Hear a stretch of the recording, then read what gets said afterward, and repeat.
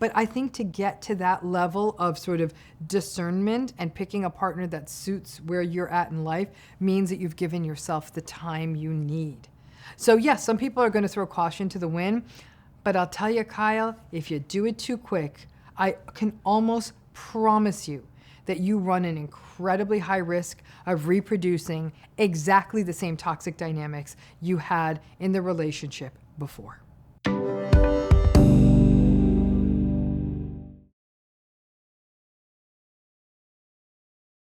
I bet more than a few of you jumped to this lesson specifically before going and watching the other lessons. It's a big topic, dating after divorce. Dr. Ramani has shared some of her go-to pieces of advice for dating after divorce. If you missed that, we'll recap it right here. Dr. Ramani, what is overall your general insight and advice on dating after divorce? Slow down. Slow down. After a divorce, you really want to make this about you're healing, you're grounding yourself, you're grieving, because it wasn't just the end of a relationship. A divorce is often leaving behind much heavier things like a narrative and belonging and family and all that other stuff. Take your time. And that means sort of get yourself into a new routine that feels like yours. Find yourself outside the confines of the marriage. Become the parent you want to be to your child as a single parent, and as opposed to someone who is, doing it within the structure of a marriage. It's a lot of shifts, and the more you can put on that versus trying to get into dating. And once we're dating, we often do things to sort of be amenable to the new person and make compromises for the new person. And it's in the early months, even the early years out of a marriage, one of the best things you can do is give yourself time and space and approach it slowly. And I know that's tough guidance for people to swallow, because a lot of people feel like, I have been lonely for 5 years. I want to go out and meet someone. I want to sort of feel what that sense of intimacy is like again. And don't get me wrong, I hear that. But I think the challenge is that without a chance to properly grieve all the things that a divorce means, and really waiting till it's done and you've really had that time. In some ways, that's why waiting for that final decree to come through where you're officially divorced, it's not even about the moralism of like, oh, you're married on paper. It's not that as much as all that time that gets passed. It is all time that's going towards your healing and puts you in a better position to be discerning with a new partner. What if I hear all that and I say, I don't care, I'm dating anyway. I can't wait. I'm going out tonight. I listen. You know what? If you say that and say, I don't care and I'm dating anyway, the one thing I'm going to highlight is kids. So the one thing I'm going to highlight is, are you doing this with children in tow? Meaning that you've got children in your life, and that this means that you're now, is it going to affect the amount of time you have to spend with them? Is it going to be something where you're trying to work your schedule around this? I mean, I think some people get sort of sorely disappointed when they see what it's like to be out there dating with young children or any children, and that makes it a little bit harder, frankly. Or I think that what does happen, Kyle, there's also the risk sometimes that when people are dating and they have children, they run a little bit of a risk of undervaluing themselves. Ugh, who wants to put up with someone with kids?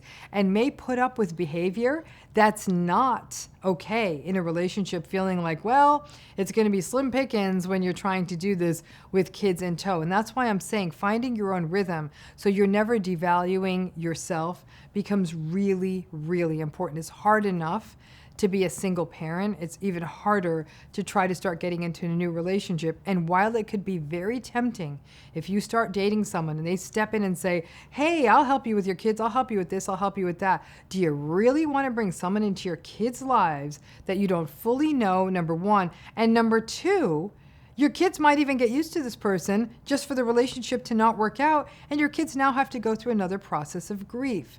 So I do think that moving very, very, very tentatively here becomes incredibly, incredibly important, hard as it may be. And listen, some people actually do a very nice job of separating the two, saying, I have a child or children, I'm going to date you, and you're never going to be a part of my children's lives. And it might be a sexual relationship, it might be a companionate relationship where they enjoy each other only at the times when the children are with the other co-parent, and it doesn't become more than that. But I think to get to that level of sort of discernment and picking a partner that suits where you're at in life means that you've given yourself the time you need. So yes, some people are going to throw caution to the wind. But I'll tell you, Kyle, if you do it too quick, I can almost promise you that you run an incredibly high risk of reproducing exactly the same toxic dynamics you had in the relationship before. I'm pausing for dramatic effect there, y'all. I wanted you to hear it and think about it. Let's say on the opposite, we waited 2 years. We have some new hobbies. We've got a great support system. We've got a new routine. We're feeling good. We think, all right, you know what? I'm ready to date. They're going back in for the first time. What advice do you have for that person? I think that when you've given yourself the time, you feel like I'm in a better place. I know who I am. I feel like I grieved what my marriage was, and while there's still little pangs, I'm very resolved. I feel like your kids are in a better place and you're on a rhythm. Okay, so you're coming from a much stronger foundation, and you're ready to go out there and date. You're going to face all the problems that anyone in our culture have starting to date, in the mess that's online dating, in the mess that's just dating in general, and so. Get ready for the mess is all I have to say. And that means all the usual stuff is be discerning. And if you've been out of dating for a long time, let's say you were in a 30-year marriage, okay, long before dating apps and right swiping and all that stuff, right? And then you get divorced and your kids are adults and you take the time to heal. You're like, I'm going to throw my hat back in the ring. Get some training on how to use these apps because I didn't think that's what you were going to say. because this is not normal. You need a course for the apps. You need a course and you need a reality check, because I'm going to tell you one thing, hon. I never went there. I never did a dating app, even though I think I came out of my marriage just at the time they were just sort of coming up. And I, of course, being Dr. Ramani, was like, I don't trust anybody. Everyone's lying online. Ended up being a bit of a Nostradamus there, because that clearly is the case. But, you just don't. I think that if this is a very new space for you, there are other ways. Meeting people through friends, meeting people through affinity groups, even meeting people through matchmakers. There's something to be said about going old school on some of this stuff. But, if you don't feel quite comfortable with some of the technology yet, or are meeting people and it feels sort of uncomfortable, I always remind people who are trying to date, especially after long-term marriages and complicated divorces, I'll say, I want you, I don't care if you have to put a Post-it on your mirror that says, remember how difficult the divorce was. And just that reminder of seeing that.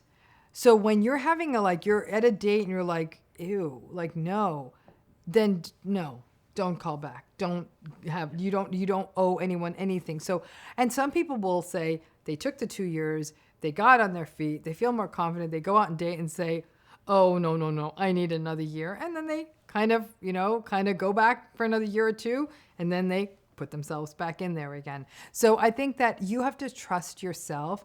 And, Kyle, the one thing I also want to tell people, that there's more than one way to have a relationship, right? I think that this idea of that you're going to meet someone, you're going to have the whole dating, and then you're going to share a home together, maybe because you're married, maybe because you're not, and you're going to be each other's person. Sometimes it's not always that. I have talked with people who meet people a little bit later in life, especially after they've had kids or their kids are grown, and say, I never gave up my own place, and we've always lived in separate places. Or I deliberately chose someone who was long distance, where we travel together, or that we don't see each other as often, or they're in one place for 5 days and then we come together for the weekend. So it's, some people say this really is my person, where it's not really a sexual relationship, but we go to concerts and we take trips together, and I know they're having sex with other people. There's many, many different ways people construct relationships. relationships. And I think, sadly, there's so much shame around relationships that don't sort of conform to the traditional model. As we get on in years, what a lot of us are looking for is companionship, that shared experience with someone, and not trying to have the whole sort of white picket fence fantasy, if you will, or have the more conventional model of a relationship. And I think being open and saying, there's elements of a relationship I'm interested in. I would love to share parts of my life, but I don't know that I ever want to live with someone again. That's okay. Then that's what you need and that's what you want. And it's okay to communicate that. And when you find that person who says, cool, because I don't want to give up my spot either, that you might have two people that might fall into a really nice rhythm with each other. No one gets to judge. So I think being open to what it is that works for you isn't weird. It may simply be what works for you. Hold out for that. Yeah, yeah.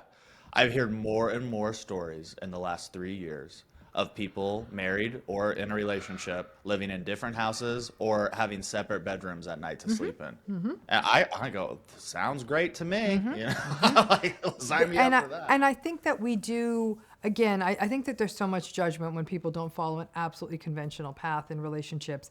But I think giving yourself that opportunity to say, okay, there's more than one way to approach this.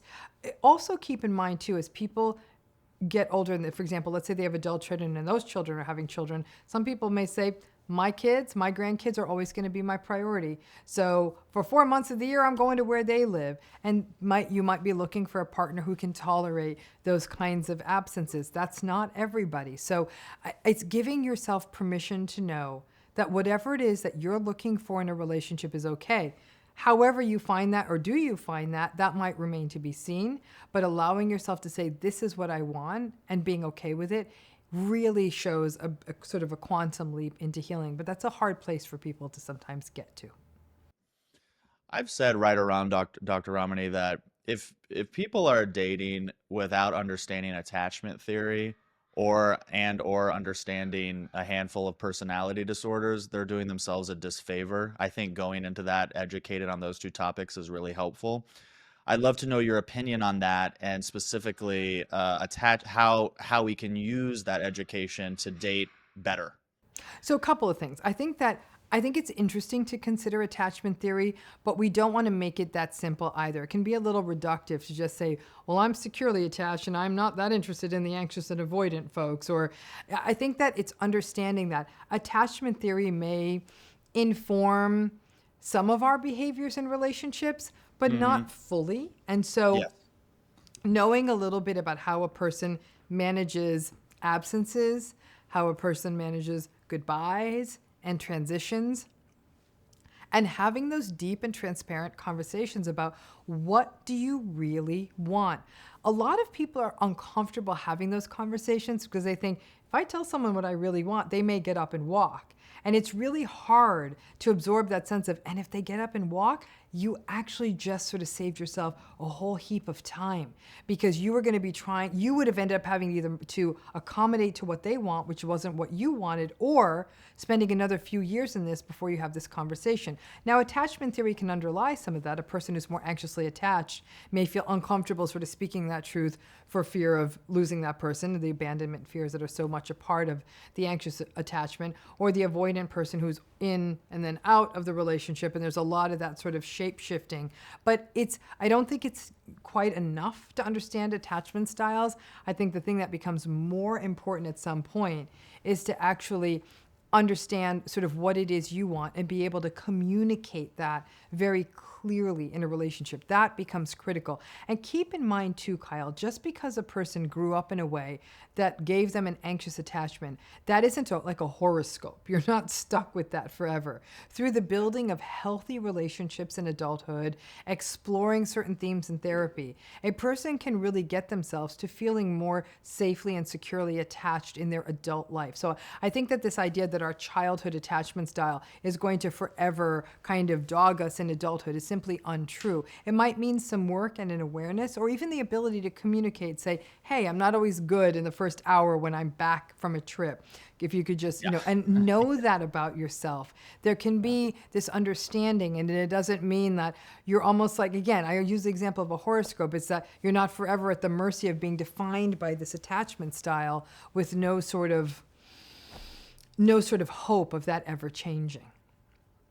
And so then the other piece that you brought up, though, was this issue of personality styles, right? Now that's a whole different game, right? There is something I definitely think people need to understand in place. Like especially those people who have already been through an antagonistic narcissistic relationship, you know how ugly that could get. But the problem is antagonism and narcissism can look lots of different ways. So it might have been that you were married to a very grandiosely narcissistic, arrogant, cheating, kind of larger than life person, and then you think you've got it figured out, but then you turn around and you're in a relationship with more of a vulnerable narcissist where it's more victimized, resentful, petulant, socially anxious, sullen person. So you might say, well, this person isn't charming and charismatic. This is a whole different experience than my ex.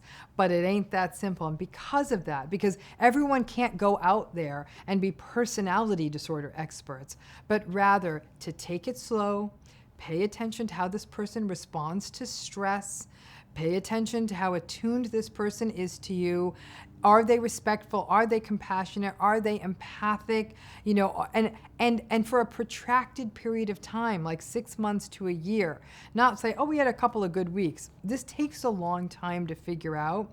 And because it can take almost 12 to 24 months to figure out if these really toxic personality patterns are on board, especially if you're going into a new long-term relationship, having gone through divorce, I say, take your time. Because if 1 to 2 years in, you're dealing with a very well-regulated, attuned, kind, patient, psychologically safe-feeling person, you're probably on the right track. And so understanding that personality piece, understanding that personality is consistent is really, really important. And also, Kyle, understanding that while there's some consistencies in what works well in a relationship, for example, agreeable people are great in relationships, there may be other things that matter to us too. You might say, I'm a very social person and I want someone who's socially comfortable. Then that might be something you say, like, I want a person who goes out with me to go to my line dancing class or goes to these vacations where we're doing things with groups. Then that's something you know you want to hold out for. So it's understanding the pieces that matter to you that may not matter as much to someone else. But the core, the patience, the kindness, the respect, the compassion, the psychological safety, that's universal. I think that's an essential ingredient for any healthy relationship. Final question on this topic, Dr. Ramani. How do I determine when I tell my spouse that I am in a relationship? You mean My your ex-spouse. ex-spouse? Yes, Yes, yeah, sorry. definitely want to do that with your spouse. Yeah, well, no, that's yeah, a different that's med part of circle the series. course. Okay. In terms of when you tell your ex-spouse you're in a new relationship, a lot of this comes down to whether or not you have children together, right? Because I will be frank with you, if you don't have kids together, it's really not their business, okay? But if you do have children together, that matters. In an ideal world, you might have started working some of this out at parenting agreement time, but because nerves and tempers are so raw at that time, it's often hard to have that conversation. So as someone comes into your life and you've given it sort of a reasonable amount of time, you might then want to say, okay, I'm going to tell my partner at a point where I think that there's a chance my children might see me with this person, or I've mentioned this person, certainly not after the first or second date. I think that's going to take a minute, maybe 6 months, or so, but it's going to be different for everyone. It's also going to be how sort of immersed your social worlds are with each other. You definitely want to, in an ideal world, you'd speak to your ex-spouse before someone else got to them. So and listen, in some cases, you might get a response of, thanks for telling me, I trust your judgment. In some cases, you might say, thanks for telling me, but I'd really love it if you'd wait at least a year before the kids meet this person. And in some cases, you might get some sort of hostile response, like, what do you want me to be jealous of you? So you already know your ex-spouse to know what's most likely to be the response that you get. But sort of paying attention to maybe ideally you and your ex-spouse have sort of codified this, but if not, what you think will be best for your children, because you'd only really need to tell them if there were children involved, but figuring out what would be best for your children and figuring that out together. You may not agree with it initially. One thing that can help is perspective taking and stopping and taking a minute and saying, well, I want the kids to meet my new partner now. How long would I want my ex-partner to have waited before they introduced a partner to the kids, and maybe sort of see that if you have different answers there, that maybe you could wait a little bit longer. But if it manages to keep more peace for your kids in the kids' lives by not doing this, it may be worth it, and not getting your co-parent, their parent, sort of agitated, sort of asking yourself that question. I would say that anyone who's dating, with children after divorce, you know how like you can turn down the speed of audio like to halftime? You need to turn down the speed to halftime. You got to move a lot slower. Yeah, slow is the name of the game. Dr. Ramani, thank you for sharing all your insight on this topic. We have a few worksheets for you in this lesson. We have a single and dating pros and cons list for you to fill out, a Venn diagram for a then versus now. Now this is either if you're single or if you already have a new partner. And we have my favorite, where we're drafting out the ideal partner or the ideal single life manifesto. Once you've completed those worksheets, share your results in the community section, and we'll see you in the next lesson.